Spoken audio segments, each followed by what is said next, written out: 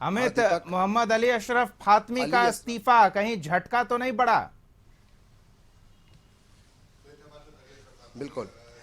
देखिए, बहुत बड़ा झटका कह सकते हैं जेडीयू के लिए, क्योंकि सुबह सुबह जो पशुपति कुमार पारस ने इस्तीफा दिया एनडीए से, और अब अली अशरफ फातमी ने इस्तीफा दे दिया है जेडीयू से। हमारे साथ बात करने के लिए खुद अली अशरफ फातमी जी हैं।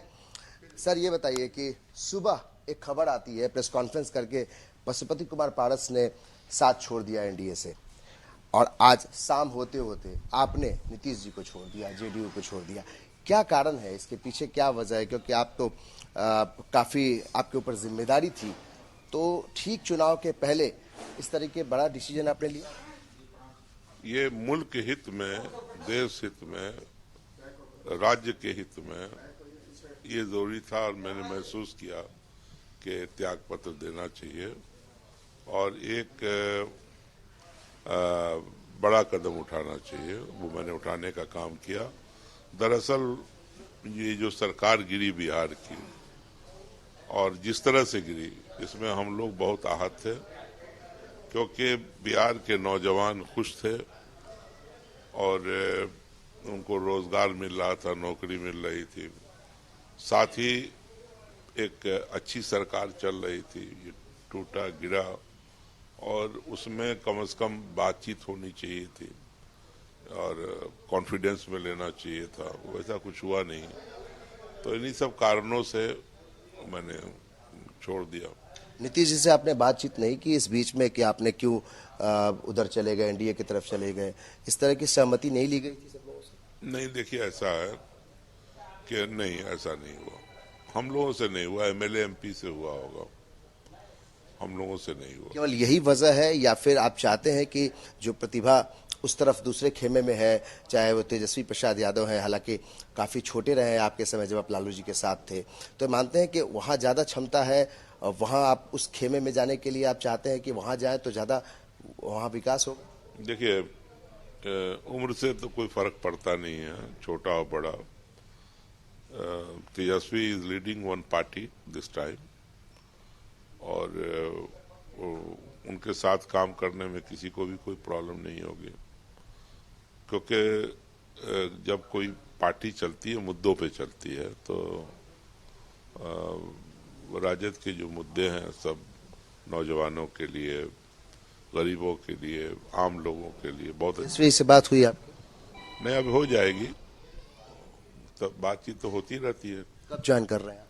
नहीं, अभी ज्वाइन करने का नहीं है, अभी तो मैंने रिजाइन दिया। नहीं नहीं, लालू जी से बातचीत पहले तो हो चुकी है, तेजस्वी से पहले लालू जी से बात नहीं, अभी बात नहीं हुई, होगी। होगी बात। नहीं, बुलाएंगे तो होगी, मतलब।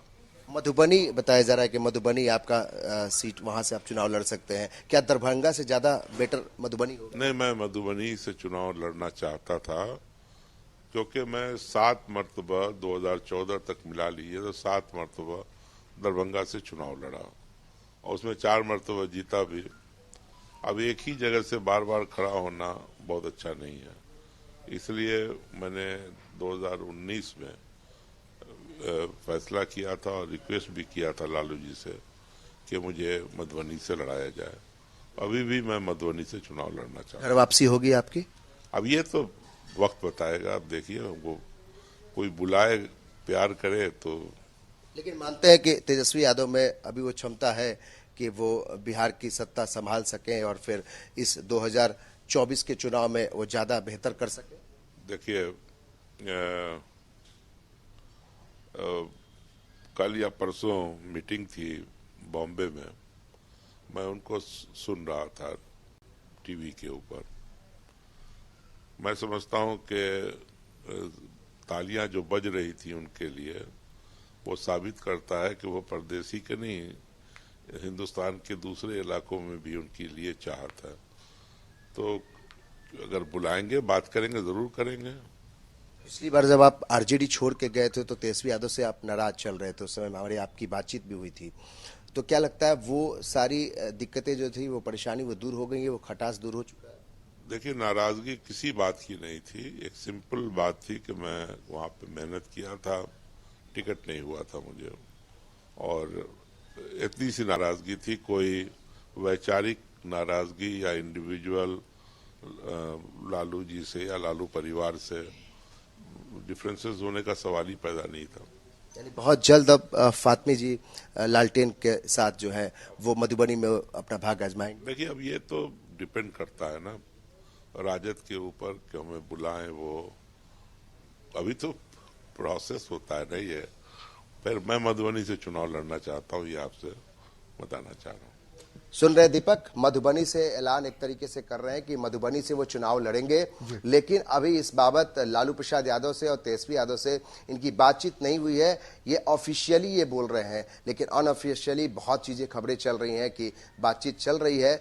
और लालू प्रसाद यादव के पुराने साथी रहे हैं अली अशरफ फातमी जी, पुराने दौर में आप समझिए तो केंद्र में मंत्री भी रह चुके हैं। तेजस्वी यादव से बीच में कुछ बात की नाराजगी थी तो इन्होंने जेडीयू ज्वाइन कर लिया था, लेकिन अब इस बार उनको लगता है कि तेजस्वी प्रसाद यादव में क्षमता है कि बिहार की वो कमान संभाल सकते हैं। और इन्होंने कहा कि जिस तरीके से मुंबई में सभा हुई वहां पे तेजस्वी यादव के लिए तालियां बजी, तालियां इन्होंने बजाई हैं। तो लगता यह है कि तेजस्वी प्रसाद यादव के साथ ये आगे जाएंगे। और ये कुछ जानकारी जो है, एक बड़ी जानकारी कि इन्होंने इस्तीफा जेडीयू से दे दिया है। और अगला जो इनका जो लालटेन, बिल्कुल, लोकसभा में 2024 के चुनाव में मधुबनी से मुकाबले के लिए तैयारी कर रहे हैं। अब आरजेडी पर उम्मीद जताए हुए हैं। बहुत बहुत धन्यवाद अमित इस तमाम बातचीत और जानकारी के